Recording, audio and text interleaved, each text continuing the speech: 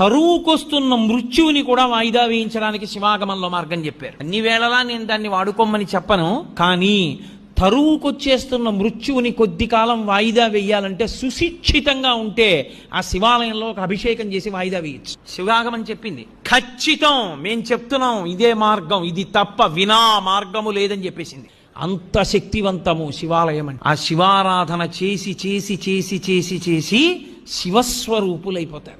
అయిపోయి వారి చేత్తో ఒక పండిస్తే, వారి నోటితో ఒక మాట అంటే, అందున శివతత్వం ఎరిగిన వాడు అభిషేకం చేశాడనుకోండి, ఆ తీర్థానికి ఉండే శక్తి అపారము. ఎందుకో తెలుసా? నా రుద్రో రుద్రమర్చయేత్. రుద్రుడు కాని వాడు రుద్రుడిని అభిషేకం చెయ్యకూడదు. శివతత్వము పరిపూర్ణముగా తెలుసున్నవాడు రమించిపోతూ శివాభిషేకం చేశాడనుకోండి, ఆ అభిషేక తీర్థమునందు శివశక్తి పరిపూర్ణంగా పట్టుకుంటుంది.